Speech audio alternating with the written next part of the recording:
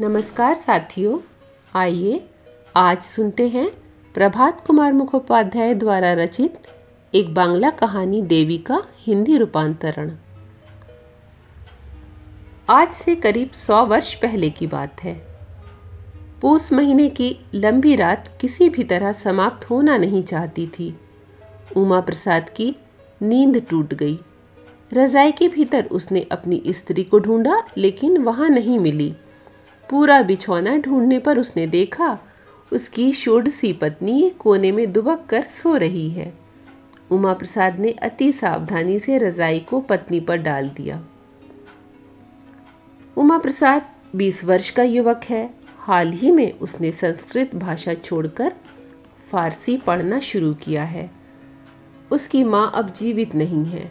पिता परम पंडित, धार्मिक और निष्ठावान शक्ति उपासक हैं। वे गांव के जमींदार भी हैं। लोगों का विश्वास यह है कि उमा प्रसाद के पिता काली किंकर राय प्रकृत सिद्ध पुरुष हैं और उन पर आद्य शक्ति की विशेष कृपा है। गांव के बालक, वृद्ध, स्त्री सब उन्हें देवता की तरह मानते हैं। उमा प्रसाद अपने नव जीवन में कुछ दिनों से नव प्रणय की मादकता अनुभव करने लगा है। 5-6 वर्ष पहले उसका विवाह हुआ था, लेकिन पत्नी के साथ घनिष्ठता अभी हुई है। पत्नी का नाम है दयामयी। उमा प्रसाद ने अपनी पत्नी के कपोलों पर अपना एक हाथ रखकर देखा। वे बहुत ठंडे हो गए हैं। उसने धीरे से पत्नी का मुंह चूम लिया। जिस तरह नियमित रूप से दयामयी की श्वास आ जा रही थी, उसमें व्यतिक्रम हुआ। उमा ने जान लिया कि दयामयी जाग गई है। उसने धीरे से कहा, दया। दया ने कहा, क्या है? तुम जाग रही हो? दया ने कहा, नहीं, सो रही हूं। उमा प्रसाद ने स्नेह से पत्नी को नजदीक खींच लिया और बोला, सो रही थी तो जवाब किसने दिया? दया मानो अपनी गलती पर चौंक गई, बोली, पहले सो रही थी, अब जाग गई हूं। उमा प्रसाद ने बालक की तरह कहा, अब कैसे जाग गई हो? दया ने खूब जल्दी जल्दी कह दिया, जब तुमने मेरा मुंह चूमा था तो जाग गई। बाप रे, कितना घुमा फिरा कर यही पूछना चाहते थे। तब भी एक पहर से अधिक रात थी बाकी। दोनों बातें करने में लग गए। कई प्रसंगों के बाद उमा प्रसाद ने कहा, देखो, मैं पश्चिम में नौकरी करने जाऊंगा। दया ने कहा, तुम्हें नौकरी करने की क्या आवश्यकता पड़ी? तुम्हें कौन सा कष्ट है? जमींदार के बेटे कहीं नौकरी करते हैं। मुझे दुख क्यों नहीं है? उमा ने पूछा। तुम्हें कैसा दुख है? तुम अगर मेरे दुख को समझो तो फिर मुझे दुख किस बात का रहे?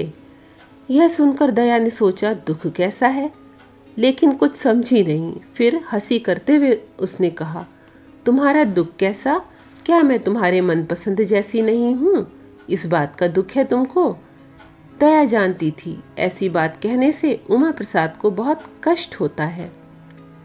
उमा प्रसाद ने प्रिया के मुंह पर चुंबनों की बौछार करके इसका प्रतिशोध लिया। फिर बोला, मेरा दुख तुम्हें लेकर ही तो है। दिन भर तुम मेरे पास नहीं रहती हो, सिर्फ रात भर से मन नहीं भरता है। विदेश में नौकरी करने जाऊंगा, वहां तुम्हें ले जाऊंगा। वहां दोनों दिन रात साथ रहेंगे। दया ने कहा, तुम तो ले जाओगे, लेकिन यहाँ के लोग मुझे जाने क्यों देंगे? यहाँ से थोड़े ही ले जाऊंगा। जब सुनूंगा तुम मायके चली गई हो तो चुपचाप वहां आकर ले जाऊंगा। यह सुनकर दया हंसने लगी। यह भी कहीं संभव हो सकता है? कितने दिन हम वहां रहेंगे? दया ने पूछा। बहुत से वर्ष एक साथ रहेंगे। दया मंद मंद हंसने लगी। सहसा एक बात याद आते ही बोली, लेकिन मुन्ने को छोड़कर विदेश में इतने वर्ष कैसे रहूंगी? उमा प्रसाद ने स्त्री के गाल पर अपना गाल रखते हुए कहा, तब तक तेरे भी एक मुन्ना हो जाएगा। यह सुनते ही दया के होंठों से लेकर कान तक लज्जा की लाली फैल गई। दयामयी ने जिस मुन्ने की बात कही है, वह उमा प्रसाद के बड़े भाई तारा प्रसाद की एकमात्र संतान है। स्वयं उमा प्रसाद इस घर का आखिरी मुन्ना है। इस घर में इसीलिए मुन्ने का राज सिंहासन बहुत दिनों से खाली पड़ा था। इसीलिए मुन्ना यहाँ सभी की आंखों का तारा है और मुन्ने की माँ हर सुंदरी उसके तो गर्व से ज़मीन पर पैर ही नहीं पड़ते हैं। दयामयी ने सहसा कहा, आज मुन्ना अभी तक नहीं आया? प्रतिदिन तो रात रहते ही मुन्ना काकी के पास आया करता है, यह तो उसका नित्य का काम है। उमा प्रसाद ने कहा, शायद अभी भी बहुत रात बाकी है, ठहरो देखता हूँ। उमा प्रसाद ने बिछौने से उठकर खिड़की खोली। बाहर आम के पेड़ों का बगीचा था। पेड़ों के झुरमुट से चांद अस्त होता हुआ दिखाई पड़ रहा था। दयामयी चुपचाप पति के पास आकर खड़ी हो गई। उसने कहा, रात अधिक कहाँ रही है।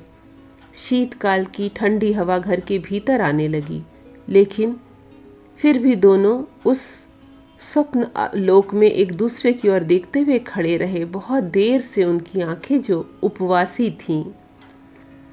दयामयी ने कहा, देखो मेरा मन आज जाने कैसा हो गया है, भारी सूनापन लग रहा है। मुन्ना अभी तक नहीं आया। उमा प्रसाद ने कहा, मुन्ने के आने का वक्त अभी नहीं हुआ है। तुम्हारा मन खिन्न क्यों है यह मैं जानता हूँ। क्यों है बताओ ना। मैंने कहा था ना कि मैं पश्चिम में नौकरी करने जाऊंगा, तभी तुम्हारा चित्त ठीक नहीं है। दया ने एक छोटा सा दीर्घ श्वास लेकर कहा, मेरी समझ में तो कुछ नहीं आ रहा है। ऐसा लगता है मानो अब हम दोनों बिछड़ रहे हैं, मानो मैं तुमसे फिर कभी नहीं मिल पाऊंगी। बाहर बहुत ही मलिन ज्योत्सना छिटकी हुई थी। पत्नी की बात सुनकर उमा प्रसाद का कलेजा मुंह पर आ गया। बहुत देर तक फिर दोनों खड़े रहे। चांद डूब गया, पेड़ अंधकार में खो गए। खिड़की बंद करके दोनों बिछौने पर आकर बैठ गए। धीरे धीरे चिड़ियों की चहचहाहट सुनाई पड़ी। परस्पर आलिंगनबद्ध होकर वे सो गए। खिड़कियों से प्रभात का आलोक जब कमरे में फैल गया तो भी वे दोनों सो रहे थे। सहसा बाहर से उमा प्रसाद के पिता ने पुकारा, उमा। पहले दयामयी की नींद टूटी। उसने पति को जगाया। काली किंकर ने फिर पुकारा, उमा। उनका स्वर कांप रहा था। इतने सुबह तो पिता कभी पुकारते नहीं हैं, और इस तरह उनका स्वर क्यों कांप रहा है। उमा प्रसाद ने जल्दी से उठकर दरवाज़ा खोल दिया। उसने देखा पिता ने रक्तवर्ण कोशय वस्त्र धारण कर रखे हैं। कंधे पर नामावली का उत्तरीय, गले में रुद्राक्ष की माला। इतने सुबह पिता ने पूजा के वस्त्र क्यों पहन लिए हैं। हमेशा तो गंगा स्नान करके पूजा किया करते हैं। उमा प्रसाद क्षण भर के लिए चिंतित हो गया। दरवाज़ा खोलते ही काली किंकर ने पूछा, बेटा छोटी बहू कहाँ है। उनका स्वर पूर्वतः काँप रहा था। उमा प्रसाद ने कमरे के चारों ओर देखा। दयामयी बिछौने से उठकर एक कोने में खड़ी थी। काली किंकर ने उस ओर देखा। बहू को देखकर वे उसके नज़दीक गए और सहसा उसके पैरों के पास लेटकर साष्टांग प्रणाम करने लगे। यह दृश्य देखकर विस्मय से उमा प्रसाद वाक्यहीन हो गया। दयामयी ससुर के इस व्यवहार पर स्तंभित रह गई। प्रणाम करके काली किंकर बोले, माँ मेरा जन्म आज सफल हो गया, लेकिन इतने दिनों क्यों नहीं बताया माँ। उमा प्रसाद ने कहा, पिताजी पिताजी। काली किंकर बोले, बेटा इन्हें प्रणाम करो। उमा प्रसाद ने कहा, पिताजी आप क्या पागल हो गए हैं। पागल नहीं हुआ हूँ बेटा, अब तक पागल था, आज माँ की कृपा से स्वस्थ हो गया हूँ। उमा प्रसाद पिता की कोई भी बात नहीं समझा, इसीलिए बोला, पिताजी आप यह सब क्या कह रहे हैं। काली किंकर बोले, बेटा मेरा बड़ा सौभाग्य है, जिस वंश में जन्म लिया वह धन्य हो गया। बचपन में ही काली मंत्र से दीक्षित हुआ हूँ। इतने दिनों की मेरी तपस्या निष्फल नहीं हुई। माँ जगन्मयी भी अनुग्रह करके मेरे घर में छोटी बहू के रूप में स्वयं अवतीर्ण हुई हैं। गत रात्रि में मुझे स्वप्न में यही प्रत्यादेश मिला है। मेरा जीवन धन्य हो गया। दयामयी मानवी थी। सहसा देवी में परिणित हो गई। उपरोक्त घटना के बाद 3 दिन व्यतीत हो चुके हैं। इन 3 दिनों में यह संवाद बहुत दूर तक फैल गया। आसपास के बहुत से लोग नित्य प्रसिद्ध शाक्त जमींदार काली किंकर राय के मकान में दयामयी के रूप में देवी आद्य शक्ति के दर्शनार्थ आने लगे। दयामयी की अब सचमुच पूजा होने लगी। धूप दीप जलाकर, शंख घंटे बजाकर, षोडशो उपचार से उसकी पूजा होने लगी। इन कई दिनों में दयामयी के सामने असंख्य बकरों का बलिदान हो गया है। लेकिन इन 3 दिनों में दयामयी केवल रोती ही रही है। भोजन और निद्रा उसने एक प्रकार से त्याग ही दी है। इस आकस्मिक घटना से वह इतनी अभिभूत हो गई है कि 2 दिन पहले जिन ससुर और जेठ के सामने बाहर नहीं निकलती थी, वह सब अब उसे याद नहीं रहा। अब उसके मुंह पर आवरण नहीं रहता। हर किसी की ओर वह पागल जैसी दृष्टि से देखती रहती। उसका कंठ स्वर अत्यंत मृदु भावापात्र हो गया है। आंखें लाल होकर फूल गई हैं। वेशवास का भी कोई ठीक नहीं रहता। रात्रि के दूसरे पहर पूजा गृह में घी का दिया टिमटिमा रहा था। मोटे कंबलों के बिछौने पर रेशमी चादर बिछी हुई थी। उसी पर दयामयी लेटकर कुछ सोच रही थी। तन पर एक दुशाला था। दरवाजा बंद नहीं था। धीरे धीरे अति सावधानी से उमा प्रसाद भीतर दाखिल हुआ। भीतर आकर उसने दरवाजा बंद कर लिया। उमा प्रसाद दयामयी के बिछौने पर आकर बैठ गया। उस दिन सुबह की घटना के बाद यही उसका स्त्री से प्रथम गोपन मिलन था। दयामयी जाग रही थी। स्वामी को देखकर उठकर बैठ गई। उमा प्रसाद ने कहा, दया, यह क्या हुआ? पति के मुंह से ऐसा स्नेह वाक्य सुनकर दयामयी के हृदय में मानो सुधा की वृष्टि हो गई। वह उमा प्रसाद से लिपट गई। उमा प्रसाद ने स्त्री के शरीर का दुशाला हटाकर उसे अंक में भर लिया। फिर उच्छ्वसित स्वर में कहने लगा, दया, दया, यह क्या हो गया? दया क्या जवाब देती? उमा प्रसाद थोड़ी देर चुप रहा, फिर बोला, तुम क्या सोचती हो कि यह सब सच है? क्या तुम मेरी स्त्री नहीं हो, देवी हो? अब दयामयी ने कहा, नहीं, मैं तुम्हारी स्त्री छोड़कर और कुछ नहीं हूं। मैं तुम्हारी दया के अलावा और कुछ नहीं हूं। मैं देवी नहीं हूं। यह सुनकर उमा प्रसाद ने साग्रह स्त्री के मुंह को चूम लिया और बोला, दया, तो चलो हम यहाँ से भाग चले। ऐसे स्थान पर जाकर रहेंगे जहाँ हमें ढूंढता हुआ कोई पहुँच ना सके। दया ने कहा, तो चलो, लेकिन जाओगे कैसे? उमा प्रसाद ने कहा, वह सब मैं ठीक कर लूँगा, बस थोड़ा वक्त लगेगा। दया ने कहा, कब होगा? जल्दी करो, नहीं तो मैं मर जाऊंगी। मेरे प्राण गले में अटके हुए हैं। यदि मृत्यु भी नहीं हुई तो पागल जरूर हो जाऊंगी। उमा प्रसाद ने कहा, नहीं दया, ऐसा मत सोचो। आज शनिवार है। अगले शनिवार की रात को मैं फिर आऊँगा। उसी दिन हम दोनों यहाँ से चले जाएंगे। इन 7 दिनों तक तुम ज़रा धीरज धर कर रहो। दया ने कहा, अच्छा। उमा प्रसाद ने कहा, अब मैं जाता हूँ, कोई कहीं से आ न जाए। कहकर एक बार फिर उसने पत्नी को कसकर आलिंगन में बांध लिया। फिर धीरे धीरे अंधकार में अदृश्य हो गया। दूसरे दिन दयामयी की पूजा जब समाप्त हो गई तो गांव का एक अति वृद्ध व्यक्ति लाठी टेकता हुआ आया। उसकी धसी हुई आंखों से आंसुओं की धारा बह रही थी।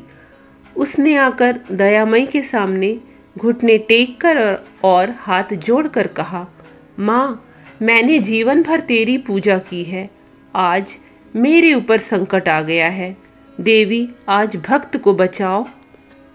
दयामयी वृद्ध की ओर उदास दृष्टि से देखने लगी।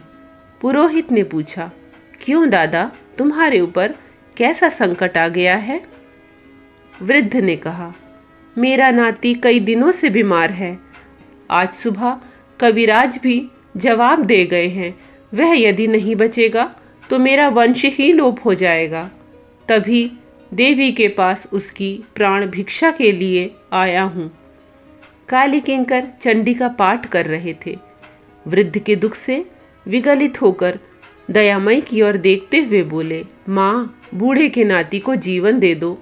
फिर वृद्ध से बोले, भाई, तुम अपने नाती को यहाँ लाकर देवी के चरणों में रख दो, फिर देखे वह कैसे मरता है। यहाँ रहने पर यमराज भी उसके प्राण नहीं ले सकता। यह सुनकर वृद्ध लाठी टेकता हुआ जल्दी जल्दी घर की ओर चला गया। थोड़ी देर बाद वह अपनी विधवा पुत्रवधू और नाती को लेकर लौट आया। दयामयी के पैरों के पास बिछौना करके मृत कल्प शिशु को रखा गया। कभी कभी पुरोहित थोड़ा चरणामृत बालक के मुंह में डाल देता था। शिशु की विधवा युवती माता दयामयी की सखी थी। उसके व्यथातुर मुंह की ओर देखकर दयामयी का हृदय भर आया। शिशु को देखकर उसकी आंखों से आंसू निकलने लगे। एकांत मन से उसने प्रार्थना की, हे भगवान, मैं देवी हूँ, काली हूँ, मनुष्य हूँ या जो भी हूँ, इस बच्चे को जीवन दे दो प्रभु। दयामयी की आंखों में आंसू देखकर सभी चिल्ला उठे, जय हो देवी की, जय हो, माँ की कृपा हो गई। देखो, देवी की आंखों में आंसू आ गए।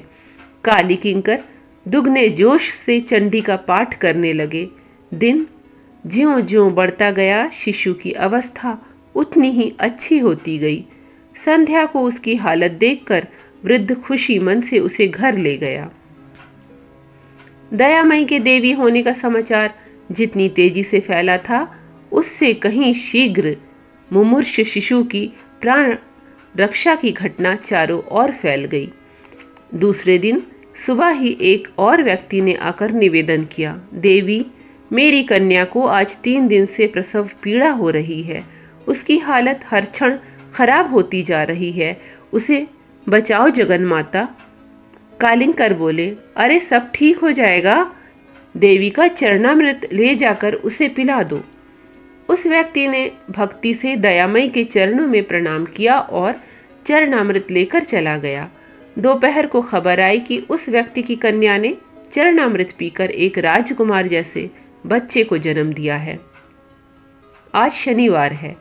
उमा प्रसाद आज दयामयी को लेकर छिपकर गृह त्याग करने वाला है।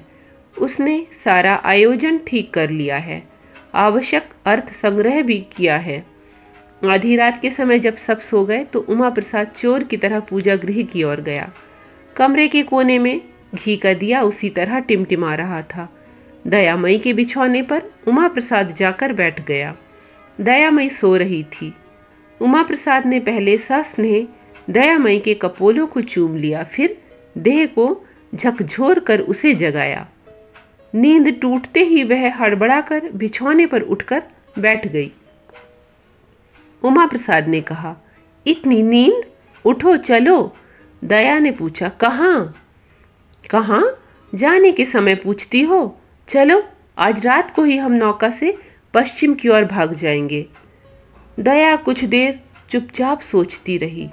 उमा प्रसाद ने कहा, उठो उठो, रास्ते में चलते चलते सोचना, मैंने सब ठीक कर लिया है। यह कहकर उसने स्त्री का हाथ पकड़ लिया। सहसा दया ने हाथ छुड़ा कर कहा, तुम मुझे स्त्री के रूप में और स्पर्श मत करना, मैं देवी नहीं हूं, ऐसी बातें मैं जोर देकर कह नहीं सकती। यह सुनकर उमा प्रसाद हंसने लगा। स्त्री का मुंह दोनों हाथों से पकड़कर चुंबन लेने ही जा रहा था, लेकिन सहसा दयामयी उससे दूर हो गई। फिर बोली, नहीं नहीं, इससे शायद तुम्हारा अकल्याण हो। यह सुनकर उमा प्रसाद पर मानो वज्रपात हुआ। उसने कहा, दया, तुम भी पागल हो गई। दया ने कहा, फिर इतने लोग अच्छे कैसे हो गए? क्या इतने सभी लोग पागल हैं? उमा प्रसाद ने कई तरह से उसे समझाया, बहुत मिन्नतें की और आखिर में रोने लगा। दयामयी के मुंह में केवल एक ही शब्द था, नहीं नहीं, तुम्हारा अकल्याण होगा। मैं शायद तुम्हारी स्त्री नहीं हूँ, शायद देवी हूँ मैं। अंत में उमा प्रसाद ने कहा, तुम देवी होती तो ऐसी पाषाणी ना होती, इतनी पत्थर दिल ना होती। इतने अनुनय विनय के बाद भी तुम्हारा मन इतना अटल रहा। अब दयामयी ने रोते रोते कहा, तुम मुझे समझने की कोशिश नहीं करते हो। उमा प्रसाद दयामयी के बिछौने से उठकर विक्षिप्त की तरह अस्थिर भाव से चहलकदमी करने लगा। फिर सहसा दयामयी के नजदीक आकर बोला, दया, मेरे साथ तुम्हारा विवाह हुआ था ना? दया ने कहा, हाँ हुआ था। तुम यदि देवी और काली हो तो मैं महादेव हुआ, नहीं तो तुम्हारे साथ मेरा विवाह कैसे हो सकता है? ऐसे प्रश्न का दयामयी क्या जवाब देती? वह चुप रही। उमा प्रसाद कहता गया, तुम यदि देवी भगवती हो तो नरलोक में किस व्यक्ति का साहस है कि तुमसे विवाह करे? मैं जो इतने दिनों तुम्हारा पति रहा हूँ, इसी से समझना चाहिए कि मैं भी मनुष्य नहीं हूँ, देवता हूँ, स्वयं महेश्वर। दयामयी ने कहा, यदि ऐसा ही है तो मैं तुम्हारी स्त्री ही हूँ, देवी हूँ या मनुष्य, मैं तुम्हारी स्त्री ही हूँ। यह सुनकर उमा प्रसाद को मानो मनचाही वस्तु मिल गई। स्त्री को हृदय से लगाकर कहा, चलो हम चले, यहाँ जितने दिन रहेंगे उतने दिन हमारा तुम्हारा विच्छेद रहेगा ही। दया ने कहा, तो चलो। थोड़ी दूर पैदल चलकर गंगा के किनारे नाव पर चढ़ना था, लेकिन थोड़ी दूर जाकर दया सहम कर खड़ी हो गई। फिर पूर्वतः दृढ़ स्वर में कहा, नहीं, मैं नहीं जाऊंगी।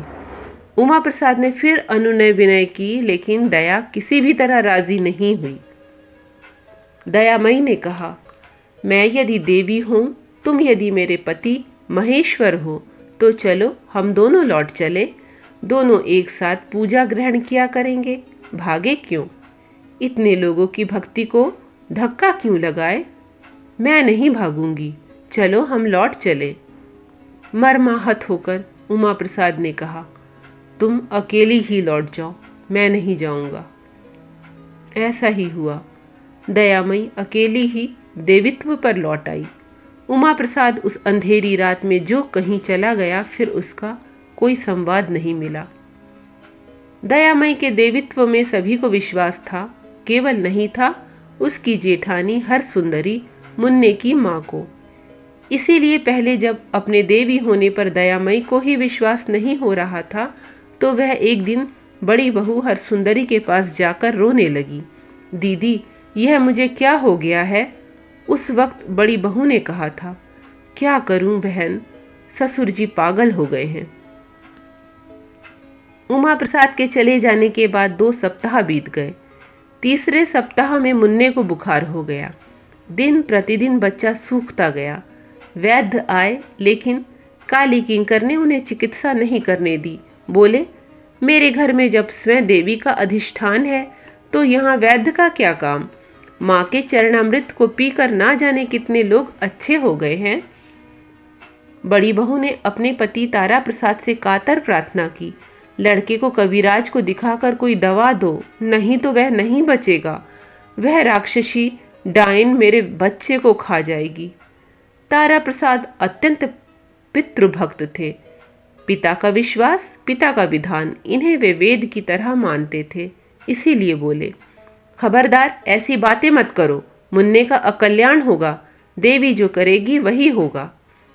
लेकिन बड़ी बहू के प्रतिदिन के रोने धोने से एक दिन काली किंकर ने दयामयी से पूछा, देवी, मुन्ने का बुखार तेज होता जा रहा है, उसे वैद्य की दवा देना जरूरी है क्या?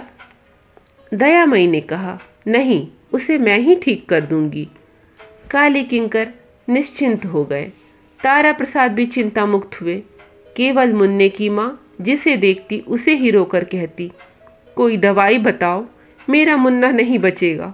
सभी कहते, भाई ऐसी बात मत कहो, तुम्हारे घर में देवी का अधिष्ठान है, तुम्हें चिंता किस बात की है? मुन्ने की बीमारी जब बहुत बढ़ गई तो दया ने कहा, मुन्ने को मेरी गोद में ला कर दो। मुन्ने को गोद में लेकर दयामयी दिन भर बैठी रही। मुन्ना दिन में कुछ अच्छा रहा, लेकिन रात को बुखार फिर तेज हो गया। दयामयी ने असंख्य बार एकांत भाव से मुन्ने को आशीर्वाद दिया, उसके तप्त देह पर हाथ फेरा, लेकिन फिर भी मुन्ना नहीं बचा। जब मुन्ने की मृत्यु का संवाद घर के भीतर पहुंचा तो तारा प्रसाद अधीर भाव से आकर बोले, राक्षसी, मुन्ने को ले ही लिया ना, किसी भी तरह नहीं छोड़ा गया। मुन्ने की माँ पहले तो शोक से अत्यंत विह्वल हो गई, बाद में जब थोड़ी संभली तो जो मुंह में आया वही दयामयी से कह दिया। उसने गाली देते हुए कहा, वह देवी कहाँ है? वह तो राक्षसी है। देवी कहीं बच्चे खाती है। काली किंकर ने छल छल नेत्रों से कहा, देवी, मुन्ने को लौटा दे, अब भी उसका देह नष्ट नहीं हुआ। दयामयी रोने लगी, मन ही मन यमराज को हुक्म दिया, अभी मुन्ने की आत्मा उसके शरीर में लौटा दो। आदेश का जब कोई फल नहीं निकला तो विनती करने लगी। आद्याशक्ति की विनती से भी यमराज ने मुन्ने के प्राण नहीं लौटाए। तब दया को अपने देवित्व पर अविश्वास हुआ। आज उसकी पूजा वगैरह नहीं हुई। दिन भर कोई उसके नज़दीक नहीं आया। वह अकेली बैठी सोचती रही। संध्या हुई, जैसे तैसे आरती समाप्त कर दी गई। दूसरे दिन काली किंकर उठकर जब पूजा गृह में गए तो स्तंभित रह गए। पहनने के वस्त्र को रस्सी की तरह गले में बांधकर छत से लटककर देवी ने आत्महत्या कर ली थी। ये थी कहानी देवी। अगर प्रस्तुति पसंद आई हो तो लाइक कर दीजिएगा, चैनल पर नए हो तो सब्सक्राइब कर लीजिएगा।